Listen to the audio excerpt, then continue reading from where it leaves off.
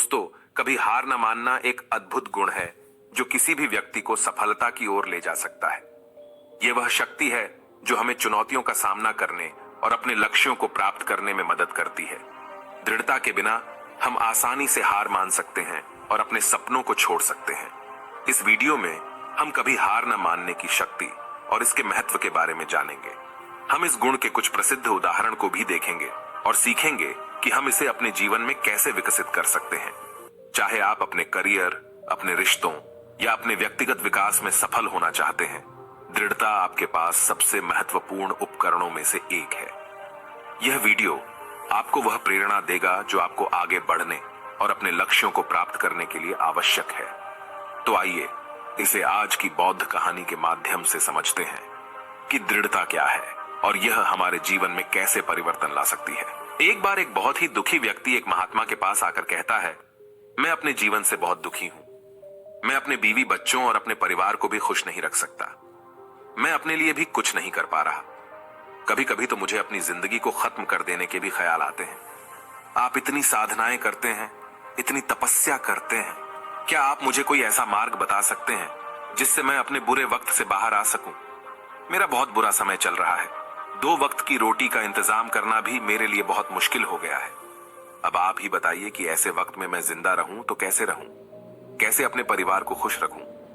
कृपया करके कोई साधारण सा तरीका बताने की अनुकंपा करें ताकि मैं आसानी से समझ सकूं, क्योंकि मैं बहुत पढ़ा लिखा नहीं हूं। अगर आप बड़ी बड़ी ज्ञान की बातें करेंगे तो शायद मैं कभी समझ भी नहीं पाऊंगा। यह सुनकर महात्मा ने मुस्कुराते हुए कहा कि तुम एक काम कर सकते हो मेरा।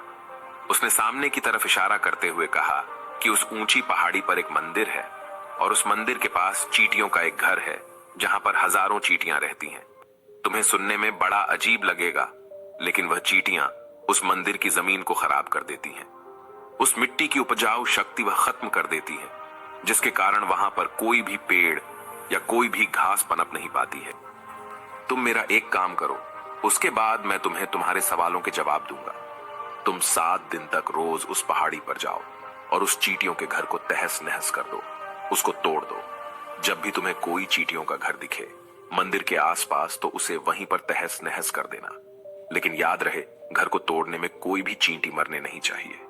इस बात को समझने का प्रयास करते हुए वह युवक वहां से चला गया। शायद उसको कुछ समझ में नहीं आया था कि महात्मा जी ऐसा क्यों करवा रहे हैं। वह तो उन चींटियों पर अन्याय कर रहे हैं, उनका घर तोड़वा रहे हैं, उन्हें नुकसान पहुंचा रहे हैं। आखिर कौन महात्मा ऐसा करेगा?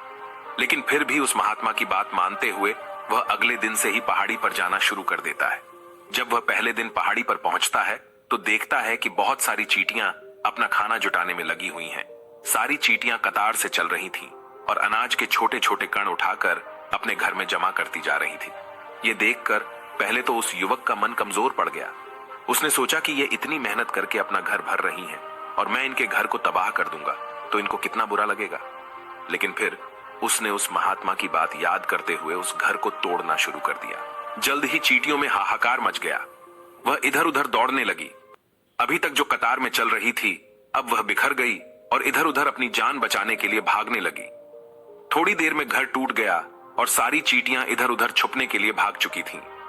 यह करने के बाद वह युवक दुखी मन से वापस अपने घर पर लौट आया। उसका मन परेशान था, दुखी था, पश्चाताप से भरा हुआ था।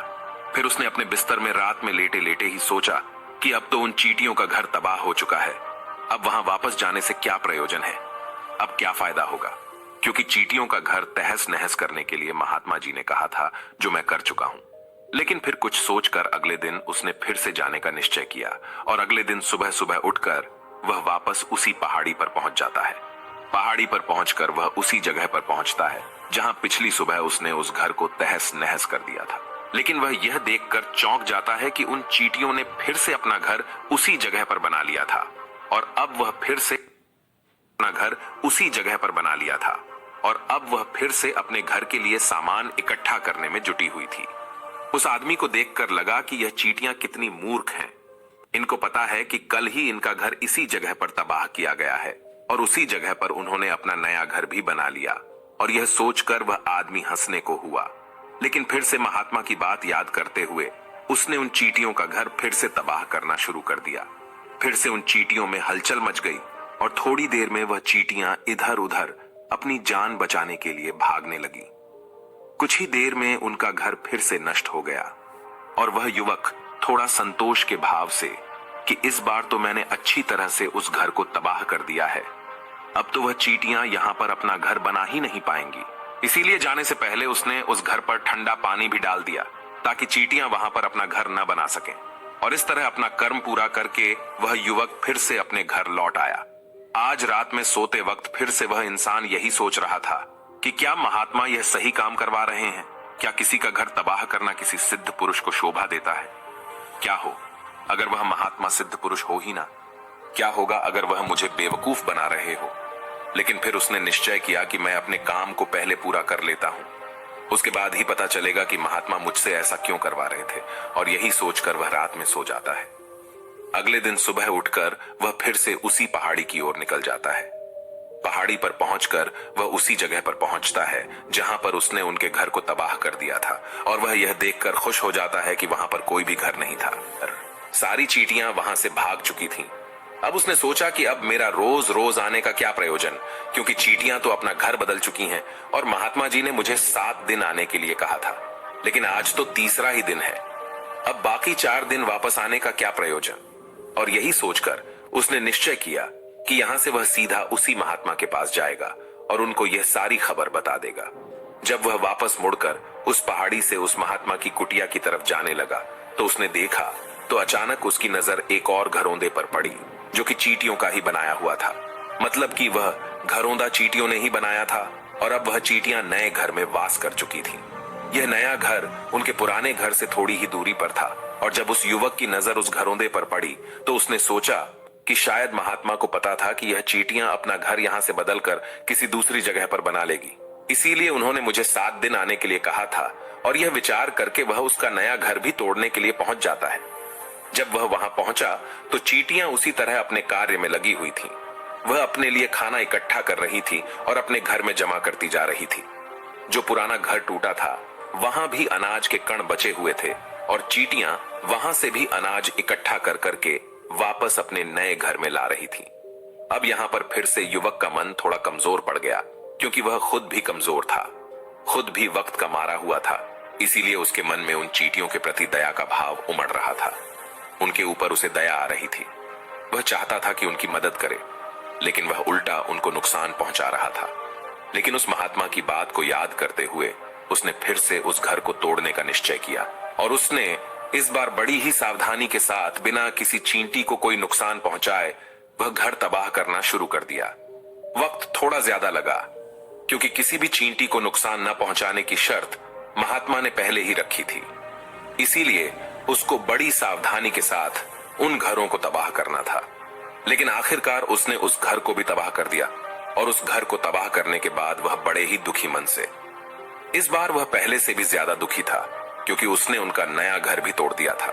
वह उन चींटियों को बसने ही नहीं दे रहा था और वह अब अपने आप को शैतान या दानव समझने लगा था। लेकिन फिर भी उस महात्मा की बात को मानते हुए वह अपने घर पर दुखी मन से वापस आ गया। रात में सोने से पहले एक बार उसने फिर से सोचा कि मैं कितना बड़ा शैतान हूं, कितना बड़ा दानव हूं। पुराना घर तो छोड़ो, मैं उन चींटियों को कहीं भी बसने के लिए कोई जगह ही नहीं दे रहा हूं। वह चींटियां मेरे बारे में क्या सोचती होंगी? वह कितना दुत्कारते होंगे उस परमात्मा को जो मेरे द्वारा यह काम करवा रहा है। लेकिन फिर भी उसने अगले दिन जाने का निश्चय किया और अगले दिन सुबह सुबह वह फिर से वहां पर पहुंच गया। वह यह देखकर फिर से आश्चर्यचकित रह जाता है कि इस बार चींटियों ने एक और नई जगह पर अपना घर बना लिया था। वह पहले से भी ज्यादा ऊर्जा के साथ काम कर रही थी और उन्होंने एक रात में पहले से भी बड़ा घर बना लिया था और अब वह फिर से अपना अनाज और खाना इकट्ठा करने में जुटी हुई थी। यह देखकर उस आदमी को लगा कि यह चींटियां किस मिट्टी की बनी हुई हैं। मैं इनको बार बार यहां से भगाने की कोशिश कर रहा हूं और ये वहीं पर अपना घर बना लेती हैं। क्या इनको पता नहीं है कि मैं इन्हें यहां पर कभी भी बसने नहीं दूंगा? यह चींटी है, दिखने में इतनी छोटी है, लेकिन फिर भी यह मुझसे हार नहीं मान रही है। बड़े ताज्जुब की बात है। और इस बार उसने गुस्से में उस घर को तहस नहस करना शुरू कर दिया। लेकिन इस बार तहस नहस करते हुए कुछ चींटियां वहीं पर मर गईं। उसके पैरों तले कुचल दी गई। कुचलने के बाद जब वह अपने अहंकार से बाहर आया तो उसने देखा कि गुस्से में उसने उन चींटियों को कितनी क्षति पहुंचा दी है। उसका मन पश्चाताप से भर गया और वह रोता हुआ अपने घर की तरफ बढ़ गया। रात में सोते वक्त उसने सोचा कि मैं उन चींटियों पर बहुत ज्यादा अत्याचार कर रहा हूं। अब इससे ज्यादा अत्याचार मैं नहीं कर पाऊंगा। और यही सोचकर वह अगले दिन उन चींटियों के लिए अपने घर से थोड़ा आटा लेकर उसी पहाड़ी पर पहुंच जाता है। आज उसके मन में उन चींटियों के प्रति श्रद्धा का भाव था, दया का भाव था। आज वह उनकी मदद करना चाहता था। और जब वह वहां पर पहुंचा तो चींटियां फिर से अपने नए घर को बनाने में जुटी हुई थी। उसने बड़ी ही दया के साथ उन चींटियों को अपना लाया हुआ आटा खिलाया और अगले 3 दिनों तक वह ऐसा ही करता रहा। जो इंसान पिछले 4 दिनों से चींटियों को नुकसान पहुंचा रहा था, अब वही इंसान उन्हें मदद कर रहा था। वह रोज सुबह जाता और उन चींटियों को अपने हाथों से आटा खिलाता। 7 दिन के बाद वह युवक उस महात्मा के पास पहुंचकर हाथ जोड़कर बोलता है कि हे महात्मा जी, मुझे माफ कर देना। मैंने उन चींटियों का घर तबाह करने के लिए बहुत कोशिश की। मैंने उनका घर तबाह किया भी। एक बार नहीं, 4 बार मैंने उनका घर तोड़ा। उसके बाद मैं हिम्मत नहीं कर पाया, उनके घर को नहीं तोड़ पाया। मैं समझ सकता हूं कि मैंने आपका काम पूरा नहीं किया और इसके बदले आप मुझे वह तरीके भी नहीं बताएंगे जो कि मुझे मेरे बुरे समय से बाहर निकाल सकते हैं। लेकिन मुझे इसका कोई दुख नहीं है। मुझे लगता है कि मैंने जो किया वह सही किया, इसीलिए मैं आपसे आज्ञा लेकर वापस जा रहा हूं। कृपया मुझे वापस अपने घर जाने की आज्ञा दीजिए। यह सुनकर उस महात्मा ने मुस्कुराते हुए कहा कि अरे बेटा, इतनी भी क्या जल्दी, रुको तो सही, जलपान तो कर लो, थोड़ी देर ठहर जाओ, उसके बाद चले जाना। और यह कहकर वह महात्मा उस युवक के लिए पानी लेकर आते हैं। पानी पिलाने के बाद महात्मा उस युवक से पूछते हैं कि तुम मुझे यह बताओ कि आखिर तुम उन चींटियों का घर तबाह क्यों नहीं कर सके। वह चींटियां तो छोटी छोटी हैं और तुम इतने विशाल हो, फिर भी तुम उन छोटी छोटी चींटियों का घर तबाह नहीं कर पाए। कहां है तुम्हारी शक्ति, तुम्हारा बाहुबल? इसका जवाब देते हुए उस युवक ने कहा कि हे गुरुवर, मैंने उन चींटियों का घर तबाह कर दिया था, बार बार किया था। एक बार तो अपने गुस्से में उन चींटियों को भी मैंने हानि पहुंचा दी थी। लेकिन जिस दिन मैंने उनको हानि पहुंचाई, उसी दिन मेरे को लगा कि मैं उनको क्यों हानि पहुंचा रहा हूं, क्यों इनको इतनी तकलीफ दे रहा हूं। और उसी दिन से मैंने उनको नुकसान पहुंचाने की बजाय उनकी सहायता करनी शुरू कर दी। यह सुनकर उस महात्मा ने कहा कि यही तो सीखने की बात है। एक छोटी सी चींटी हमें जीवन का संदेश दे जाती है। मैंने तुम्हें उन चींटियों का घर तबाह करने के लिए नहीं भेजा था, मैंने तुम्हें भेजा था ताकि तुम उन चींटियों से कुछ सीख ले सको। तुम्हें क्या सीख मिली उन चींटियों से, क्या मुझे बता सकते हो? यह सुनकर उस युवक ने पूरी कहानी बयां कर दी। पूरी कहानी सुनने के बाद महात्मा ने मुस्कुराते हुए कहा कि बेटा, तुमने जो महसूस किया मैं वही तुम्हें दिखाना चाहता था। वो ये थी कि तुमने कितनी ही बार उनके घर को तोड़ने की कोशिश की, कितनी ही बार प्रयास किया कि उनका घर तबाह हो जाए, लेकिन वह हर बार अपना नया घर बना लेती थी। उन्होंने कभी भी हार नहीं मानी। अगर वह हार मान लेती तो चींटियां तुम्हें वहां पर नहीं मिलती। जब एक छोटी सी चींटी अपने विश्वास और मेहनत से इतने बड़े आदमी का दिल बदल सकती है, तो तुम तो इंसानों का मन बदल ही सकते हो। अपने जीवन में अपनी किस्मत न बदलने का कोई कारण तुम्हारे पास नहीं बचता। जीवन कार्यशीलता का नाम है, कर्मशीलता का नाम है। लेकिन हम मनुष्य 1-2 बार हार मिलने पर ही टूट जाते हैं, हताश हो जाते हैं और फिर जीवन में प्रयास ही नहीं करते। और कुछ लोग अपनी जिंदगी को खत्म करने पर उतारू हो जाते हैं। लेकिन जानवरों में तुमने एक बात देखी होगी कि वह अपना जीवन खुद से कभी खत्म कर ही नहीं सकते हैं। तुमने कभी नहीं सुना होगा कि किसी जानवर ने आत्महत्या कर ली, चाहे वह जानवर कितना ही भूखा क्यों ना हो, कितना ही दुखी क्यों ना हो, लेकिन वह अपने जीवन के लिए हमेशा संघर्ष करता रहता है। लेकिन वहीं पर दूसरी तरफ हम मनुष्य 1-2 बार हताश होने पर ही अपना जीवन खत्म कर लेते हैं। जीवन तो कर्म करने का नाम है, इसीलिए मृत्यु से पहले कर्म करना कभी मत छोड़ना, क्योंकि मृत्यु के बाद तो तुम परम विश्राम में चले ही जाओगे। तो उससे पहले कर्म करना क्यों छोड़ रहे हो, क्यों हताश हो रहे हो? अगर तुम्हारा एक घर टूट गया है तो दूसरा घर बनाने का प्रयास करो, कोशिश करो। और कोशिश करने वालों की कभी हार नहीं होती। ये तुम उन चींटियों से देख चुके हो। देखने में तुमसे कितनी छोटी है वह चींटियां और तुम इतने बड़े हो, लेकिन उनका मन तुम्हारे मन से इतना बड़ा है, इतना विशाल है, इतना दृढ़ संकल्प है कि इतनी बार घर टूटने पर भी उन चींटियों ने कभी हार नहीं मानी। दूसरी सीख यहां से लेने की थी, वह यह थी कि जब भी हमारे ऊपर बुरा समय आता है, हमें लगता है कि यह समय कभी नहीं जाएगा, यह समय मेरे जीवन को बर्बाद कर देगा, मुझे कभी नहीं जीने देगा। और अपने इन्हीं ख्यालों से, जिनका असलियत में कोई भी अस्तित्व नहीं है, वह सिर्फ विचार हैं, और वही विचार हमारे मन को दुखी कर देते हैं और इसीलिए हम प्रयास करना भी छोड़ देते हैं। लेकिन तुम खुद सोचो कि बार बार प्रकृति हमें दुख पहुंचाएगी, नुकसान पहुंचाएगी, लेकिन कब तक पहुंचाएगी? अगर हम बार बार फिर से उठकर फिर से नया प्रयास करते रहेंगे तो प्रकृति भी हमारे सामने घुटने टेक देगी और वह भी एक दिन हमारे ऊपर दयावान हो जाएगी और वह हमें सब कुछ देने लगेगी जिसकी हमने कभी कामना की थी। इसीलिए यह भी कहा जाता है कि बुरा वक्त किसी का भी हमेशा नहीं रहता। तुमने खुद देखा कि तुम उन चींटियों को तबाह करने के लिए पहुंचे थे, लेकिन बाद में तुम्हें उन चींटियों को अनाज और आटा देने लगे। तुम ही उन पर कृपालु हो गए। क्यों हुए? क्योंकि तुमने देखा कि वह चींटियां हार ही नहीं मान रही है। इसी तरह अगर तुम भी अपने जीवन में कभी हार नहीं मानोगे तो एक ना एक दिन ये प्रकृति तुम्हें वह सब कुछ देगी जो तुम अपने जीवन में पाना चाहते थे। इसीलिए हमेशा याद रखना, हमें बिना रुके, बिना थके और बिना परिणाम की चिंता के बस कार्य करते जाना है।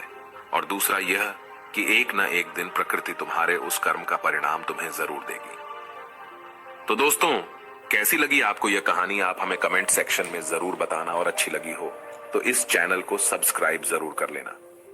तो चलिए मिलते हैं ऐसी ही कोई नई कहानी में कोई नए मैसेज के साथ। तब तक के लिए अपना ख्याल रखें। धन्यवाद। नमो बुद्धाय।